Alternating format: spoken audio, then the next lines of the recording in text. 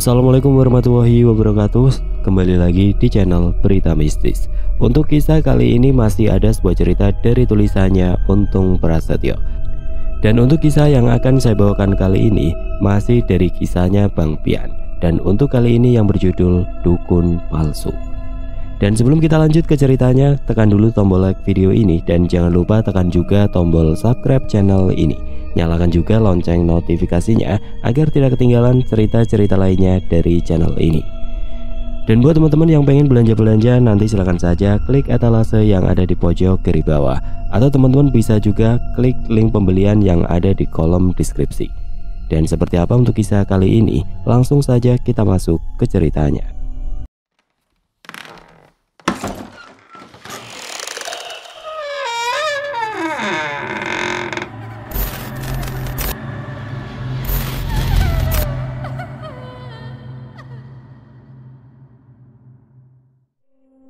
Bang, itu ada apaan sih bang? Kok ada suara orang teriak-teriak di rumahnya Mbak Astri bang? Ujar Intan yang merasa khawatir tentang apa yang terjadi di rumah tetangganya. Lah mana gua tahu, dia lagi latihan drama kali buat acara 17-an. Jawab Bang Pian sambil terus menggosok batu cincin berwarna hitam yang baru didapatnya dari seorang teman. Coba bang liatin, kayaknya itu yang teriak-teriak tamunya Mbak Astri bukan Mas Budi. Balas Intan sambil terus memperhatikan ke arah rumah kontrakan yang berjejer rapi di depan rumah kontrakannya yang ditempati. Biarin aja ngapa sih? Dia teriak-teriak kek, dia nyanyi kek, dia salto kek. Itu kan urusan pribadinya dia. Kagak boleh kita ikut campur. Balas Bang Pian lagi sambil menyeruput kopi hitam kesukaannya. Akan tetapi baru saja Bang Pian menaruh cangkir kopinya di atas meja, Intan tiba-tiba saja berdiri dan berjalan ke arah suara keributan yang sedari tadi didengarnya. Bang Pian yang terkejut pun langsung berdiri dan berjalan ke arah depan rumahnya untuk melihat apa yang akan dilakukan oleh istrinya itu. Lah, dia ngibrit balik pulang, seru Bang Pian sambil tersenyum ke arah istrinya. Kamu mau ngapain sih sayangku? Mau jadi wasit keributan? Ujar Bang Pian kepada Intan setibanya Intan di teras rumahnya. Bang, tolongin itu, kasihan Mas Budi dikeroyok sama 3 orang, mana badannya gede-gede banget lagi. Balas Intan yang sempat melihat apa yang sedang terjadi di rumah tetangganya itu. Dikeroyok bagaimana? Kan dia jagoan katanya, masa iya jagoan kalah sama 3 orang doang? Balas Bang Pian yang kembali duduk di kursi merah depan rumahnya. Dah si abang mah, itu liatin dulu, kasihan itu Mbak Asrinya udah nangis kejer. Paksa Intan yang akhirnya membuat Bang Pian beranjak meninggalkan kopi hitam yang sedang dinikmatinya. Sesampainya Bang Pian di depan rumah Mas Budi yang memang terdengar sedang terjadi keributan, Bang Pian pun langsung mengucapkan salam dan menyapa semua orang yang ada di dalam rumah kontrakan itu. Akan tetapi betapa terkejutnya Bang Pian ketika dia mendapatkan suara keras dari seorang pria bertubuh tambun dengan wajahnya yang terlihat merah padam dan tatapan mata yang sangat tajam. Siapa lu? Jangan ikut campur masalah ini deh. Pergi gak lu? Gue beri juga lu. Serga pria bertubuh tambun sambil menunjuk ke arah Bang Pian. Udah bang, ini bukan urusan abang. Mending abang jangan ikut campur ya. Nanti urusannya malah ribet. Imbu salah seorang yang duduk sambil memegangi kaos pemilik rumah kontrakan tersebut dengan sangat erat. Wah, budek lo ya. Gue bilang pergi, malah ngejogrok aja lo di sini. Sahut sosok pria bertubuh tambun itu lagi sambil melangkah keluar menghampiri Bang Pian. Tanpa basa-basi lagi, lelaki tambun itu pun langsung melayangkan tinjunya ke arah wajah Bang Pian. Akan tetapi Bang Pian tidak sedikit pun bergeming dan langsung menangkap pergelangan tangan pria yang menyerangnya itu dan langsung memelintirnya ke arah belakang. Tidak hanya itu saja, Bang Pian yang terlihat sangat tenang sekali kala itu langsung menendang bokong pria tambun itu hingga dia jatuh tersungkur. Tidak tinggal diam, kedua teman pria tambun yang sudah jatuh tersungkur tadi langsung menyerang Bang Pian dengan ikut melayangkan pukulannya. Tapi buat Bang Pian, itu bukanlah sebuah masalah besar. Karena Bang Pian sudah sering menghadapi berandalan-berandalan seperti ketiga orang itu di tempatnya bekerja. Bang Pian yang merupakan seorang kepala keamanan di tempatnya bekerja adalah seorang yang sangat disegani. Walaupun terlihat biasa saja dan sering melucu, Tapi teman-temannya bekerja sudah tahu kualitas seorang Bang Pian yang memiliki ilmu bela diri khas orang Betawi. bangun lu. Jangan keluar-keluar doang lu. Lagu lu udah kayak jagoan saja. Seru Bang Pian yang sudah membuat orang-orang yang menyerangnya tadi terjatuh. Tanpa menjawab apa yang dikatakan oleh Bang Pian, ketiga orang yang sedari tadi membuat keributan di rumah Mas Budi pun bangkit dan mulai pergi meninggalkan rumah kontrakan yang ditempati oleh Mas Budi dan keluarganya. Akan tetapi seorang pria bertubuh sedang dan berambut panjang yang juga mendapatkan tendangan di bagian perutnya itu berbalik arah sambil menunjuk ke arah Bang Pian dan berjanji akan melakukan pembalasan. Dasar bocah PA, pakai ngancem-ngancem lagi.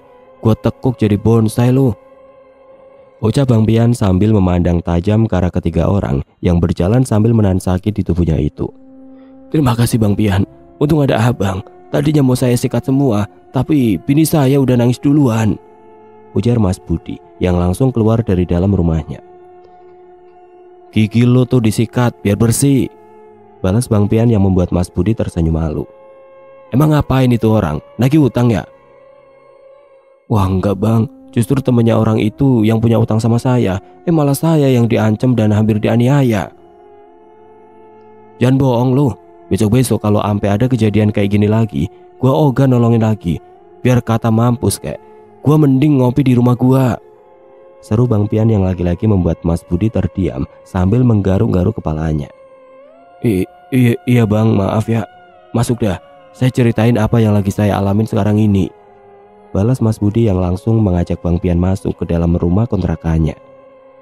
Jadi begini bang ceritanya, ujar Mas Budi yang mencoba menceritakan apa yang sebenarnya terjadi. Tunggu dulu, cerita yang bener ya. Kagak usah ngarang-ngarang cerita. Lu bukan penulis. Kalau lu bohong lagi, mending gua pulang aja. Ketahuan gua rebahan sambil ngedengerin channel horor di YouTube, ujar Bang Pian dengan tegas sambil mengangkat secangkir kopi yang baru saja dibuatkan oleh Mbak Sri. Kalau begitu biar saya aja bang yang cerita, sahut Mbak Sri yang membuat Bang Pian mengacungkan jempol tangannya. Menurut apa yang diceritakan oleh Mbak Sri, suaminya yang bernama Mas Budi itu memang dikenal memiliki ilmu kebatinan yang dapat membantu orang-orang yang sedang dilanda berbagai macam masalah. Sudah banyak orang yang datang ke rumahnya meminta bantuan dan doa kepada Mas Budi. Mulai dari orang yang mau menjual tanah, memulai usaha dagang, hingga orang yang terkena gangguan dari makhluk-makhluk gaib. Namun di balik kemampuannya yang dimilikinya itu, Mas Budi sudah beberapa kali mengalami nasib sial yang membuatnya harus berurusan dengan orang-orang yang baru saja dibuat tersungkur oleh Bang Pian. Hal itu terjadi lantaran Mas Budi terlalu banyak menjanjikan hal-hal yang bahkan dirinya sendiri tidak mampu untuk melakukannya. Awalnya, Mas Budi tidak pernah meminta imbalan apapun dari orang-orang yang datang kepadanya untuk meminta bantuannya, dan bahkan menolak pemberian orang-orang tersebut dengan banyak macam alasan. Akan tetapi seiring berjalannya waktu, Mas Budi dinilai dapat mengatasi banyak persoalan pun mulai bersikap aneh dan cenderung membohongi orang-orang yang banyak berdatangan ke rumahnya kala itu. Masalah pertama yang dialami Mas Budi berawal dari kedatangan seorang wanita bernama Bu Rini ke rumah Mas Budi. Bu Rini terlihat tampak sangat gelisah dan wajahnya dipenuhi kecemasan yang membuat perempuan muda itu terlihat redup. Dia bercerita bahwa suaminya yang bernama Pak Joko mengalami gangguan-gangguan yang menurutnya sangat aneh. Gangguan yang dialami oleh Pak Joko itu adalah setiap malam Pak Joko selalu bermimpi buruk tentang makhluk-makhluk menyeramkan yang terus mengejarnya. Dan pada pagi harinya, tubuh Pak Joko merasa sakit di bagian yang terkena cakaran oleh makhluk yang terus datang dalam mimpinya itu. Bu Rini sudah mencoba berbagai cara, dari mengunjungi dokter hingga meminta bantuan dukun lain, namun tidak ada yang berhasil. Akhirnya atas saran kerabat dekatnya, Bu Rini pun datang ke rumah Mas Budi bersama Pak Joko dengan harapan besar bahwa Mas Budi bisa membantu menyelesaikan masalah yang dialami suaminya. Mas Budi menyambut Bu Rini dengan tenang. Ia mendengarkan dengan seksama setiap cerita yang diucapkan oleh Bu Rini dan juga Pak Joko. Dan setelah mendengar cerita tersebut, Mas Budi pun langsung mengusap punggung Pak Joko sambil membacakan doa-doa, lalu menepuk-nepuknya. Selesai melakukan hal itu, Mas Budi pun membuatkan air doa untuk diminum dan juga dibuat mandi oleh Pak Joko. Singkat cerita, Pak Joko pun kembali lagi ke rumah Mas Budi bersama Bu Rini. Beliau menyampaikan kabar baik jika kini Pak Joko tidak lagi mengalami mimpi buruk yang sudah lama dialaminya dan sangat menyiksa. Bersamaan dengan itu, Pak Joko dan Bu Rini kembali meminta tolong kepada Mas Budi untuk mengurusi warung makan yang mereka kelola saat itu. Pasangan suami istri itu mengaku jika warung milik mereka itu mulai sepi pembeli dan omset pendapatan sangatlah kecil. Mendengar permintaan Pak Joko dan Bu Rini, Mas Budi langsung menyanggupinya dan setuju untuk membantu mereka. Dia memahami bahwa dalam menjaga kesejahteraan seseorang tidak hanya terkait dengan kesehatan dan keamanan, tetapi juga dengan keberhasilan usaha mereka. Keesokan harinya Mas Budi bersama Mbak Sri pun langsung mengunjungi warung makan milik Pak Joko dan Bu Rini. Warung tersebut terlihat sederhana, namun bersih dan rapi. Tapi memang tampak sepi pengunjung. Mas Budi pun mulai berjalan mengelilingi warung, melihat dengan seksama setiap sudut ruangan di warung tersebut. "Wih, berarti Mas Budi punya indera keenam ya? Hebat benar," ujar Bang Pian setelah mendengarkan dengan seksama apa yang diceritakan oleh Mbak Sri. "Awalnya saya bisa, Bang. Saya bisa merasakan kalau ada sesuatu yang mengganggu," balas Mas Budi yang mulai berani ikut berkomentar.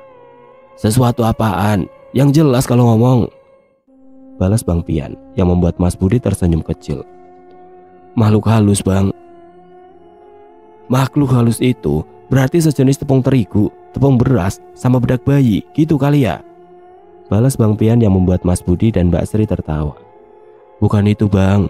Maksud saya makhluk gaib," ujar Mas Budi yang membuat Bang Pian tersentak. "Waduh, lah hebat bener. Saya mau dong, Mas. Coba ajarin saya buat ngelihat demit. Kalau bisa yang wewe bogel sama genderuwo," sahut Bang Pian dengan antusias. "Wah, saya nggak bisa, Bang. Saya ini nggak bisa melihat makhluk gaib, cuma bisa merasakannya saja," balas Mas Budi yang langsung menyangga dugaan dari Bang Pian. "Kagak bisa ngelihat goib, sok-sokan loh," celetuk Bang Pian yang kemudian meminta Mbak Sri melanjutkan ceritanya. Setelah beberapa saat Mas Budi duduk bersama Pak Joko dan Bu Rini, dia menjelaskan bahwa ada energi negatif yang menghalangi rezeki mereka. Dan energi ini berasal dari orang yang iri hati, yang merasa terganggu dan tidak senang dengan kesuksesan warung mereka. Mas Budi juga menambahkan bahwa energi negatif ini bisa berbentuk santet atau kiriman gaib yang sengaja ditunjukkan untuk menghalangi usaha mereka. Mas Budi lalu memberikan beberapa saran dan langkah yang harus dilakukan. Pertama, ia menyarankan untuk membersihkan seluruh area warung dengan air yang sudah didoakan, termasuk menyemprotkan air tersebut ke setiap sudut warung. Kedua, Mas Budi memberikan batu cincin yang harus dipakai oleh Pak Joko dan juga Bu Rini. Permasalahan pun mulai datang dari hal itu. Mas Budi yang entah merasa sangat yakin dengan kemampuannya atau memang mulai tergiur dengan uang yang akan didapatkannya, mulai mengatakan hal-hal yang sungguh tidak masuk akal bagi Pak Joko dan juga Bu Rini saat itu. Saat itu Mas Budi mengeluarkan kantong kain kecil yang berisi 2 buah batu cincin berwarna coklat dengan corak yang sangat bagus dan memberikannya kepada Pak Joko. Awalnya Pak Joko dan Bu Rini merasa sangat senang dengan batu cincin yang diberikan Mas Budi kepada mereka berdua. Akan tetapi wajah Pak Joko seketika berubah pucat, seolah tidak percaya ketika mendengar Mas Budi menyebut nominal harga batu yang telah dibelinya itu. Mengetahui jika harga batu yang diberikan oleh Mas Budi itu sangatlah mahal, Pak Joko pun merasa enggan untuk menerimanya. Akan tetapi Mas Budi bersikeras jika batu itu sengaja dibelinya untuk Pak Budi dan juga Bu Rini, agar warung mereka kembali ramai pengunjung dan dagangan mereka selalu laris manis. "Emangnya berapa harga batu itu, Mas?" tanya Bang Pian yang merasa penasaran dengan apa yang diceritakan oleh Mbak Sri. "Murah kok, Bang. Cuma 5 juta sepasang," balas Mas Budi yang membuat Bang Pian terkejut mendengarnya. 5 juta mah mahal, Mas. Nah, timbang batu doang, sampai 5 juta. Balas Bang Pian yang memang meragukan apa yang disampaikan oleh Mas Budi.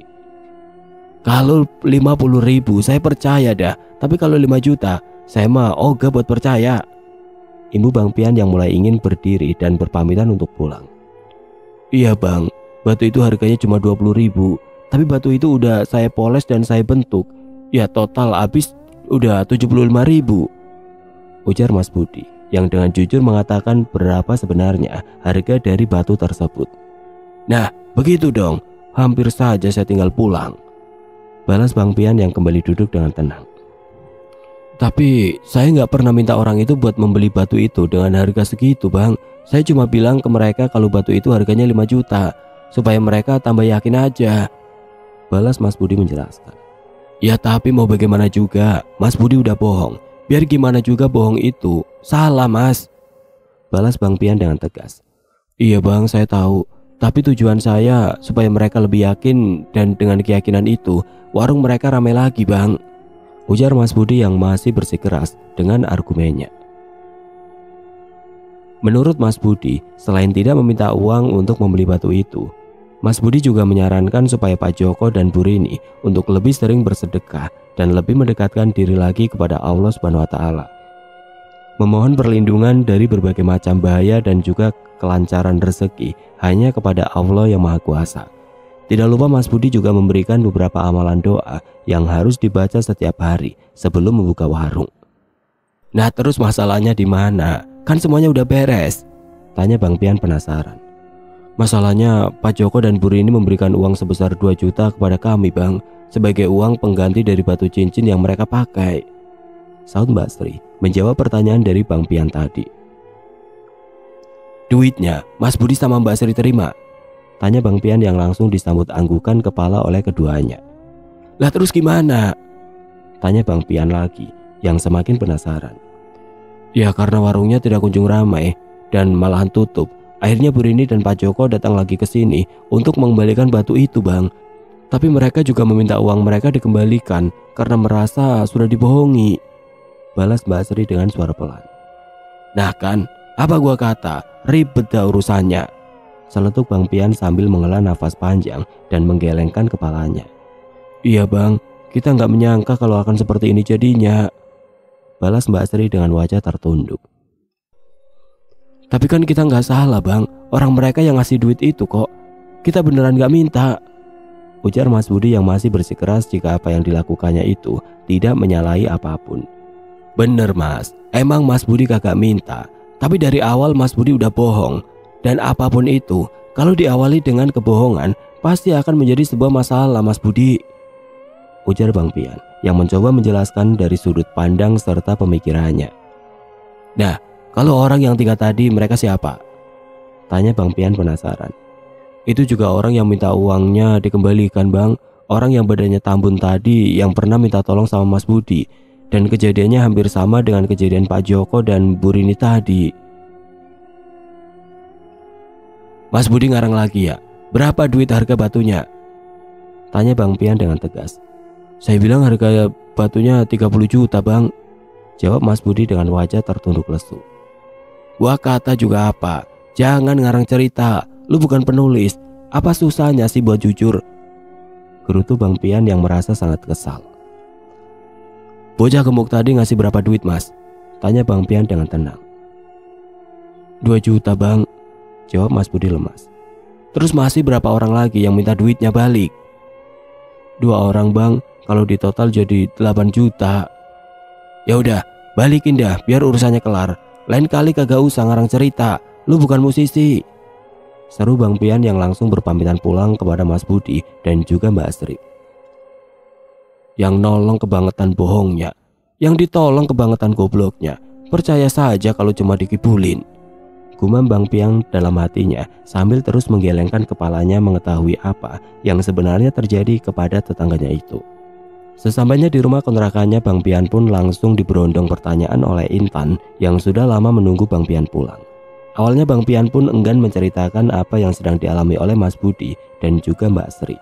Akan tetapi Intan terus mendesaknya hingga akhirnya Bang Pian pun menceritakan semuanya.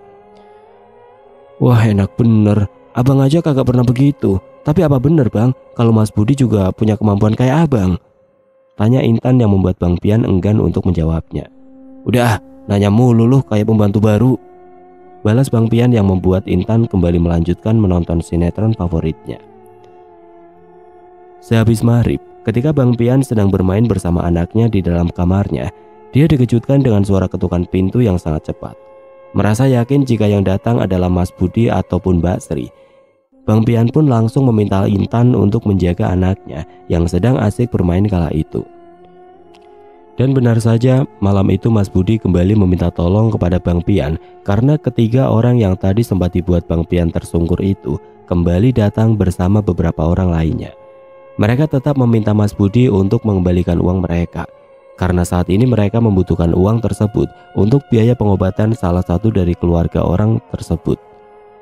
Awalnya Bang Pian meminta Mas Budi untuk mengembalikan saja uang itu, tapi Mas Budi mengatakan jika uangnya sudah habis, terpakai untuk keperluan keluarganya kala itu.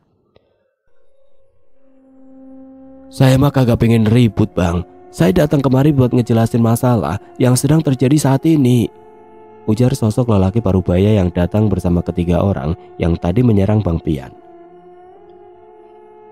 Saya minta maaf atas kelakuan adik-adik saya, dan saya harap kita dapat solusi dari semua masalah ini, imbu sosok lelaki parubaya itu lagi.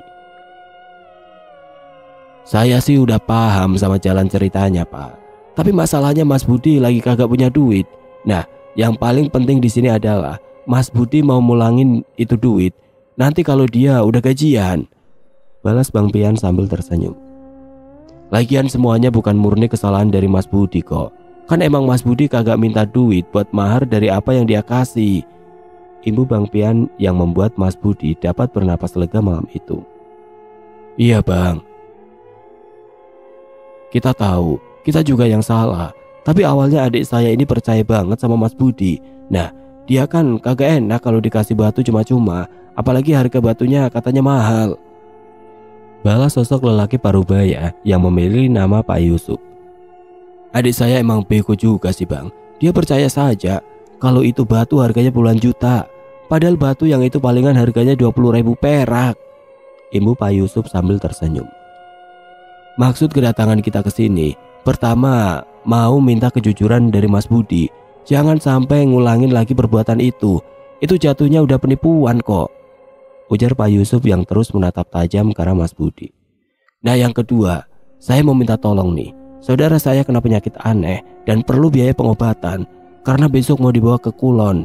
Niatnya mau saya bawa ke pengobatan alternatif bang, karena dokter udah kagak sanggup, imbu Pak Yusuf menjelaskan. Maaf nih pak, ngomong-ngomong, saudaranya sakit apaan ya? Terus tinggalnya di mana? Tanya Bang Pian yang mencoba ingin membantu.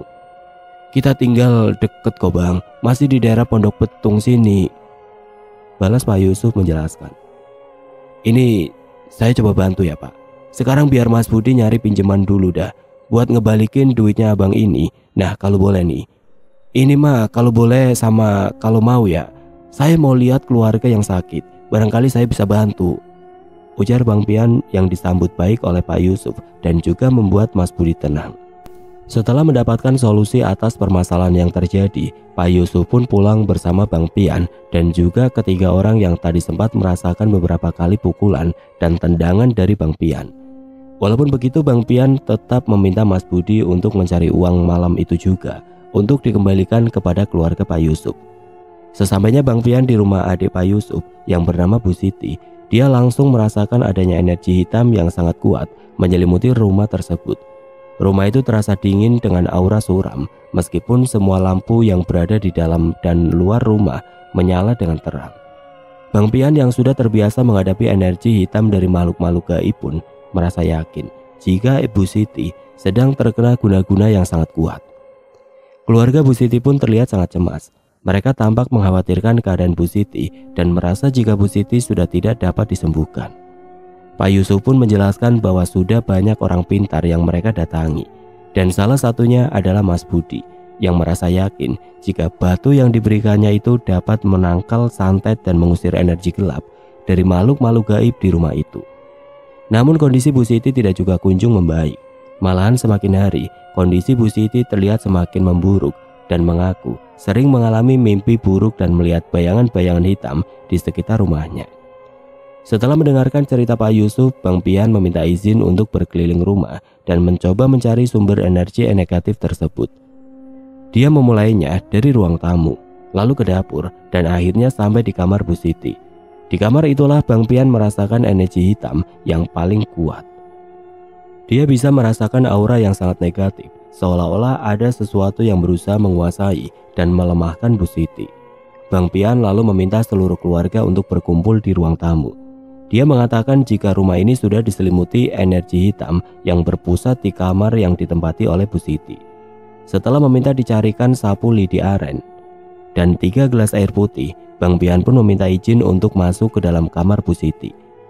Walau awalnya keluarga Pak Yusuf ragu, tapi dengan kejujurannya akhirnya Bang Pian dapat meyakinkan keluarga Bu Siti dan juga Pak Yusuf. Setelah berada di dalam kamar Bu Siti bersama suami Bu Siti yang bernama Pak Harun, yang juga ditemani oleh Pak Yusuf serta anak perempuan dari Bu Siti yang bernama Salwa, Bang Pian pun mulai membacakan doa-doa ruqyah dan memusatkannya ke sudut ruangan di dalam kamar itu. Tidak lama kemudian tiba-tiba saja angin kencang berhembus dari jendela yang tertutup rapat dan membuat jendela kaca tersebut bergetar. Aroma busuk pun mulai tercium di dalam kamar Bu Siti yang sontak membuat Salwa terbatuk-batuk sambil menutup hidung dan mulutnya. Tidak lama kemudian Bang Pian pun membuka kedua matanya dan berkata dengan suara tegas, "Keluar lu, kagak usah ngumpet lagi dah." Seru Bang Pian yang sontak membuat Pak Yusuf, Pak Harun dan juga Salwa terkejut mendengarnya. Bang Pian pun meminta Pak Yusuf untuk mendekat ke arahnya sambil memberikan sapu lidi aren yang sedari tadi dipegangnya. Walau merasa tidak yakin dengan apa yang diminta oleh Bang Pian, tapi akhirnya Pak Yusuf menyanggupinya. Dengan tangan bergetar ketika dia menerima sapu lidi itu, Pak Yusuf pun mulai mengikuti arahan yang diberikan oleh Bang Pian. Dan betapa terkejutnya Pak Yusuf ketika tiba-tiba saja dia melihat sosok makhluk gaib berdiri menyeringai dengan wajah seram di sudut ruangan itu. Makhluk gaib yang terlihat sangat menyeramkan itu memiliki mata merah menyala dan tubuhnya besar berbulu lebat. Wajahnya terlihat penuh amarah dan aura kebencian pun terpancar kuat dari sosok makhluk tersebut. Walau Pak Yusuf merasakan ketakutan yang luar biasa, tetapi ia berusaha tetap tenang di samping Bang Pian dan perlahan mulai menggerakkan sapu lidi aren yang dipegangnya erat. Bang Pian pun terlihat menatap makhluk itu dengan penuh keberanian. Dia meminta Pak Yusuf untuk tetap tenang dan mengarahkan sapu lidi aren itu ke arah sosok makhluk gaib pembawa malapetaka itu. Bang Pian pun mulai melafalkan doa-doa penangkal untuk melemahkan sosok makhluk gaib tersebut.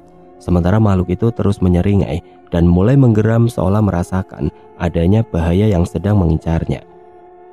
"Sosok ini adalah sumber dari energi negatif yang menyelimuti rumah ini, Pak," ujar Bang Pian dengan tegas.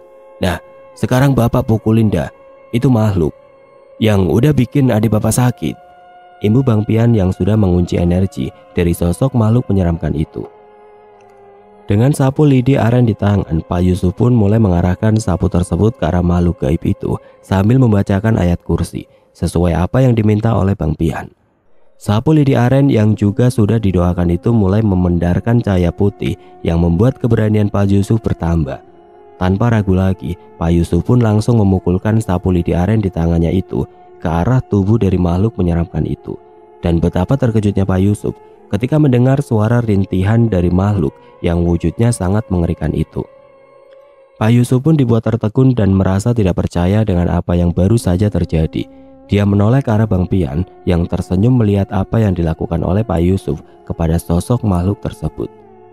"Hajar terus Pak, jangan kasih ampun, biar orang yang ngirim dia kemari juga ngerasain selepetan lidi aren yang gede-gede itu," seru Bang Pian yang semakin menambah keberanian Pak Yusuf. "Biar beset-beset dah kulitnya." Akan tetapi hal yang tidak terduga pun terjadi di rumah itu. Suasana ruang tamu rumah Pak Harun dan Bu Siti yang sedari tadi terdengar hening itu tiba-tiba saja menjadi gaduh dengan terdengarnya suara jerit kesakitan dari seorang perempuan. Entah apa yang terjadi dengan perempuan yang usianya sedikit lebih muda dari Bu Siti itu. Tiba-tiba saja dia mengerang kesakitan lalu menangis hingga terdengar menjerit. "Udah Pak, cukup Pak Yusuf. Yang ngirim guna-guna udah ngerasain kesakitan," ujar Bang Pian yang membuat Pak Yusuf menghentikan pukulannya ke arah sosok makhluk tersebut. "Maksudnya gimana Bang?" tanya Pak Yusuf yang belum mengetahui apa yang sedang terjadi di luar kamar itu. "Sekarang biar sosok ini saya beresin dulu ya. Ntar juga Pak Yusuf tahu," ujar Bang Pian. Tanpa menunggu lagi, Bang Pian mulai membacakan ayat-ayat suci Al-Quran untuk melemahkan sosok makhluk gaib yang memang sudah lama berada di dalam kamar Bu Siti. Suara Bang Pian yang terdengar lantang dan penuh keyakinan menggema di dalam ruangan, menghadirkan aura ketenangan dan kekuatan spiritual yang sangat besar. Makhluk gaib yang terlihat sangat menyeramkan itu pun tampak gelisah. Suara lantunan ayat-ayat suci membuatnya semakin melemah, seolah-olah ada kekuatan besar yang menekannya dari segala arah. Bang Pian pun terus membacakan ayat-ayat suci dengan khusyuk, tidak terganggu oleh reaksi makhluk tersebut. Pak Yusuf yang berada di samping Bang Pian merasa ketegangan di ruangan itu semakin meningkat. Ia bisa merasakan perubahan energi dari yang semula gelap dan menakutkan, perlahan-lahan menjadi terang dan tenang. Kepercayaan Pak Yusuf pada kekuatan doa dan ayat-ayat suci semakin menguatkan bersamaan dengan itu. Setelah beberapa saat berlalu, sosok makhluk hitam yang memiliki taring panjang itu pun berubah menjadi kepulan asap hitam yang meninggalkan aroma bau busuk yang sangat menyengat. Bang Pian pun terdengar mengucapkan rasa syukur karena telah dapat menghilangkan guna-guna yang menyerang Bu Siti malam itu. Selesai dengan makhluk gaib yang menjadi biang keladi sakitnya Bu Siti, Bang Pian pun langsung membuat air doa dan meminta Pak Harun untuk membantu Bu Siti untuk meminumkannya serta membasuh beberapa bagian tubuhnya. Pak Harun pun menerima gelas berisi air doa tersebut dengan tangan bergetar. Dia membawa air tersebut itu ke Bu Siti yang masih terbaring lemah di tempat tidurnya. Dengan dibantu salwa lembut, Pak Harun mulai memberikan air doa itu kepada Bu Siti untuk diminum. Setelah beberapa tegukan, Bu Siti tampak perlahan lebih segar dari sebelumnya. Pak Harun kemudian menggunakan air doa yang tersisa untuk membasuh dari tangan dan kaki Bu Siti sesuai petunjuk dari Bang Pian. Setiap tetes air yang menyentuh kulit Bu Siti tampak memberikan efek menenangkan dan menghilangkan energi jahat yang ada di dalam tubuh Bu Siti. Setelah tugasnya selesai, Bang Pian dan Pak Yusuf pun segera keluar dari kamar Bu Siti. Dan betapa terkejutnya Pak Yusuf ketika melihat ada tetangganya yang terbaring lemah sambil merintih kesakitan di ruang tamu rumah Pak Harun. Bang Pian yang telah mengetahui apa yang menyebabkan perempuan yang juga tetangga terdekat dari Bu Siti itu terus mengerang kesakitan, hanya tersenyum seolah tidak memperdulikan apa yang sedang terjadi kepada perempuan itu. Akan tetapi pihak keluarga dari tetangga Bu Siti yang sedang kesakitan itu terus meminta Bang Pian untuk menyembuhkannya. Dan mau tidak mau Bang Pian pun memenuhi permintaan tersebut sambil menasihati perempuan yang masih mengerang kesakitan itu. "Jangan diulangi lagi ya Bu. Lagian sama tetangga mah yang rukun. Jangan iri-irian, jangan pada ngedengki," ujar Bang Pian sebelum dia membuatkan air doa untuk perempuan tersebut. "Iya Bang, saya kapok. Tolongin saya Bang," balas perempuan itu dengan air mata yang jatuh bercucuran. Setelah meminum air doa yang diberikan oleh Bang Pian, kondisi perempuan bernama Bu Ima yang usianya sekitar 40 tahunan itu pun mulai membaik.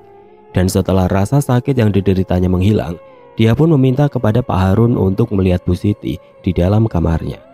Tangis haru pun pecah ketika perempuan yang bernama Bu Ima memeluk tubuh Bu Siti. Keduanya menumpahkan air mata seolah menyadari semua kesalahan yang telah mereka lakukan satu sama lain. Bu Ima pun terus meminta maaf kepada Bu Siti sambil memeluk tubuh Bu Siti. Hal sama pun terucap dari bibir Bu Siti yang juga meminta maaf kepada Bu Ima atas semua perlakuan buruknya selama ini. Setelah memastikan semuanya baik-baik saja, Bang Pian pun berpamitan untuk pulang. Pak Yusuf yang tidak mempercayai apa yang telah terjadi malam itu pun merasa sangat terharu dengan apa yang telah dilakukan oleh Bang Pian. Pak Yusuf dan juga Pak Harun tidak henti-hentinya mengucapkan rasa terima kasihnya kepada Bang Pian. Mereka tidak menyangka jika sosok pria sederhana itu memiliki kemampuan luar biasa yang dapat menolong keluarganya. "Semua pertolongan datangnya hanya dari Allah Subhanahu wa Ta'ala, Pak. Saya mah kagak bisa ngapa-ngapa," ujar Bang Pian yang semakin membuat Pak Yusuf dan juga Pak Harun serta keluarganya kagum dengan sosok Bang Pian. Untuk membalas apa yang sudah dilakukan oleh Bang Pian, Pak Yusuf pun mengajak ketiga adiknya yang sore tadi sempat bersitegang dengan Bang Pian untuk mengantarnya pulang. Ketiga adik Pak Yusuf itu pun tidak lupa meminta maaf kepada Bang Pian atas perilaku kasar yang mereka tunjukkan kepada Bang Pian sore tadi. "Lain kali jangan begitu Bang, biar bagaimanapun abang-abang kan tamu. Jadi kalau kata saya sih, kagak pas kalau abang-abang marah-marah sama yang punya rumah. Lagian kan semua bisa dibicarakan baik-baik," ujar Bang Pian menasihati ketiganya. Sesampainya Bang Pian di rumah kontrakannya yang diantar oleh Pak Yusuf dan ketiga adiknya, Mas Budi pun langsung bergegas menghampiri Bang Pian dan juga Pak Yusuf serta adik-adiknya. Tanpa basa-basi lagi, Mas Budi pun langsung mengeluarkan uang yang didapatnya dari pinjaman seseorang temannya malam itu untuk dikembalikan kepada adik Pak Yusuf yang bernama Bang Hanif. Setelah membicarakan hal tersebut dengan penuh rasa ikhlas dan juga rasa bijaksana, Pak Yusuf dan Bang Hanif sepakat untuk memberikan uang tersebut pada Bang Pian. Akan tetapi Bang Pian jelas menolaknya dan emosinya mulai terpancing atas hal itu. "Kalau pada maksa, ntar saya panggilin lagi gendruwo yang tadi biar nempel di badan lu semua," ujar Bang Pian yang membuat Pak Yusuf tertawa. "Jadi gimana nih Bang? Saya kan harus memberikan rasa ucapan terima kasih itu ke abang," balas Pak Yusuf yang merasa agak malu karena Bang Pian dengan tegas menolak uang pemberian darinya. "Begini aja dah Pak, biar sama-sama adil, biar pada redo. Mending uangnya balikin lagi aja ke Mas Budi. Kan Mas Budi juga nggak sepenuhnya salah dalam hal ini," ujar Bang Pian dengan wajahnya yang lebih teduh dan berwibawa. "Nah, buat Mas Budi, jangan pernah dah ngarang-ngarang cerita, karena lu bukan penulis," pungkas Bang Pian yang memberi sedikit pembelajaran kepada Mas Budi.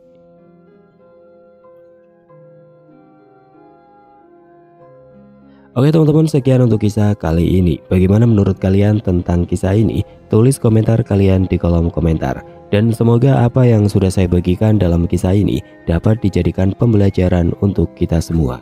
Dan buat teman-teman yang baru bergabung, jangan lupa untuk like, komen, share, serta subscribe channel ini. Dan nantikan kisah-kisah horor berikutnya tetap di channel Berita Mistis. Wassalamualaikum warahmatullahi wabarakatuh.